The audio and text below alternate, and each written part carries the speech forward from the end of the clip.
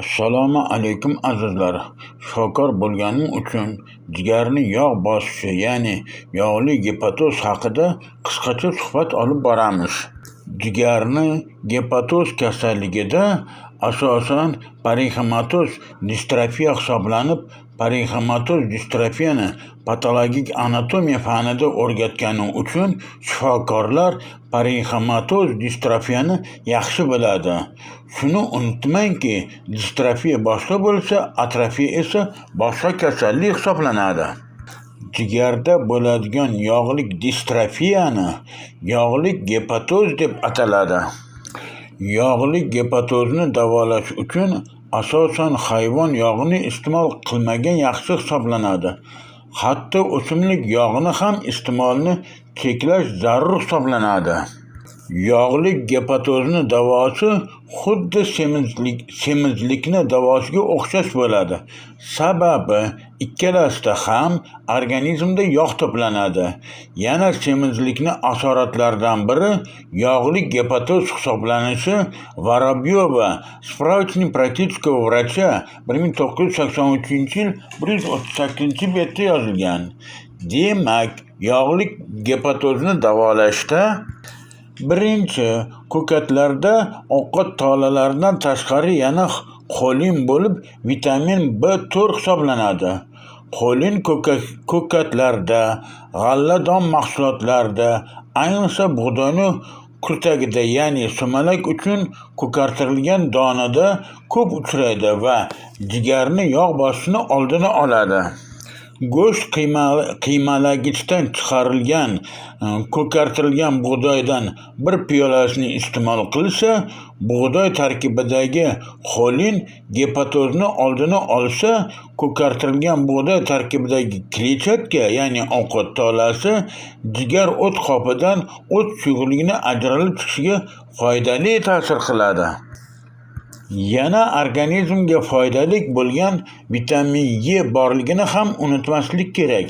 Vitamin E organizmda yangi sog'lom hujayra hosil bo'lishi uchun zarur vitamin hisoblanadi.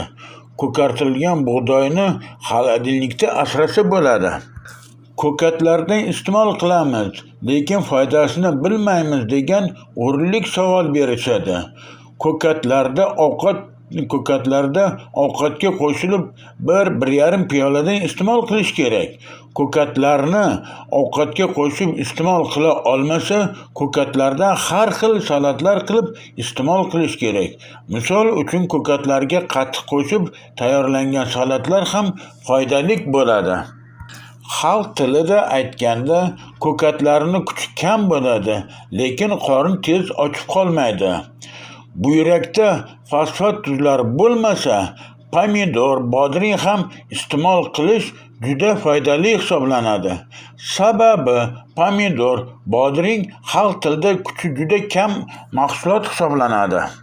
Ikkinchi, demak, xalq tilida aytganda, kuchi kam bo'lgan ovqat iste'mol qilsa, organizmda to'planib qolgan yog'larni erishiga sabab bo'ladi.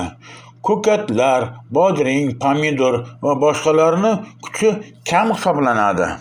Uchinchi, jigarni yog' bosishi va qondagi xolesterinni ovsyanka, ya'ni suli, qora bug'doy, ya'ni grechka ham pasaytirish xususiyatiga ega ekanligining sababi tarkibida lipotrop moddalardan xolin, linolen, letitsinlar bor. Grechkani qaynatib pishirilsa, vitaminlar parchalanishini hamma yaxshi biladi. Demak, grechkani qaynagan sovigan suvga yoki sutga kechqurun solib qo'ysa, ertalabgacha iste'molga yaroqli bo'lib pishib qoladi.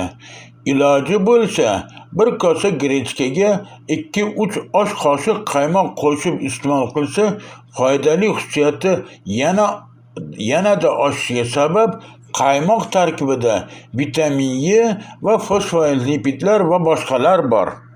To'rtinchi, vitamin N, ya'ni lipokislotasi esa yog', ya'ni lipid almashinuvida qatnashadi. Beshinchi, vitamin N, ya'ni biotin, yog' va uglevod almashinuvida qatnashadi. yurak va uni qon tomirini ish faoliyatida qatnashadi. Organizmdan karbonat angidrid gazining chiqib ketishida qatnashadi. Vitamin N tabiatda olma, smorodina, suli, tuxum sarig'i, achitqi mahsulotlari hisoblanmish o'zbekcha ivitib tayyorlangan qatiq va boshqalarida bo'ladi. Demak, o'zbekcha ivitib tayyorlangan qatiqqa grechkani solib qo'ysa, ertalabgacha grechka iste'molga yaroqli bo'lib qoladi. Tarkibida temir saqlovchi mahsulotlar esa vitamin N ni ta'sir kuchini oshirib beradi. Qatiq tarkibida esa temir moddalari ham bor. Olma tarkibida vitamin N dan tashqari tartaron kislotasi bo'lib, tartaron kislotasi organizmda yog'ni parchalanishini kuchaytirib beradi. Yog' parchalansa, demak organizmda yog' to'planmaydi. Qisqacha qilib aytganda, xalq tilida aytganda, inson organizmida yog' to'planishiga sabab bo'ladigan, ya'ni semirishga sabab bo'ladigan mahsulotlarni kamroq iste'mol qilish kerak. Misol uchun, har xil shirinliklar, yog'lik va go'shtli ovqatlar, hayvon yog'i qo'shilgan ovqatlarni iste'molini keskin kamaytirish kerak. Inson semirishi organizmda yog' to'planadi. Demak, kuchi kam bo'lgan ovqatlardan, ya'ni har xil salatlar, pomidor, bodring, olma va boshqalarni iste'mol qilish kerak. So'zimizni oxirida shuni eslatib o'tmoqchimizki, vegetarianistlar hayvon yog'i va go'shtni iste'mol qilmasligini hamma yaxshi biladi va vegetarianistlar yana sog'lom ham bo'lishadi. Fikr va mulohazalaringizni kommentariyada yozib qoldirsangiz xursand bo'lamiz.